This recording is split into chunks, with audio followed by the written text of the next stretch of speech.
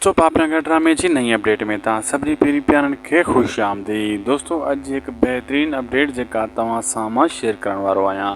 दोस्तों तव्हां इहो ज़रूरु सोचो तो तव्हांजे ज़हन में इहो ज़रूरु आयो हूंदो त आख़िरकार बलाज ख़ान कहिड़ी क़िस्त में राबेल सां शादी कंदो या उन सां ज़बरदस्ती मतिलबु निकाह विझण जी कोशिशि कंदो। अञा ताईं त ख़ाली हवाल थो करे आख़िर उहो कहिड़ो एपिसोड ईंदो, इहो कॾहिं थींदो ऐं मथे जो सूरु कॾहिं लहंदो।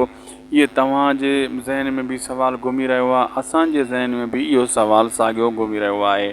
ऐं काफ़ी दोस्तनि इहे कमेंट लिखिया त पापनगर कॾहिं ईंदो, उन्हनि खे बि हीअ जवाबु ॾियण वारो आहियां हिन नंढिड़े वीडियो में। हिन खे आख़िर ताईं ॾिसंदा, बसि नंढिड़ी रिक्वेस्ट आहे। हलूं था अपडेट जी तरफ़। उन खां पहिरियां नंढिड़ो अर्ज़ु आहे, शाहिद खुसरो वर्क यूट्यूब चैनल खे ज़रूरु सब्सक्राइब लाइक शेयर करे छॾींदा, ही अव्हांजो चैनल आहे। हलूं था अपडेट जी तरफ़। दोस्तों दरअसल जेका दोस्त कमेंट करे रहिया आहिनि त पापनगर कॾहिं ईंदो, उहे इन लाइ कमेंट करे रहिया आहिनि त पोएं हफ़्ते में जेको आहे 2 एपिसोड आया, 3 न आया, इन जे करे हाणे नए हफ़्ते में साॻी टाइम ते जेको एपिसोड हलंदो आहे पापनगर जो, उन ॾियारे हलंदो। तव्हां टेंशन न कयो, थी सघे थो जंहिं टाइम तव्हां हीउ मुंहिंजो वीडियो ॾिसी रहिया हुजो उन टाइम में एपिसोड अची बि वियो हुजे। जंहिं टाइम मां रिकॉर्ड कयां थो हिन टाइम न आयो।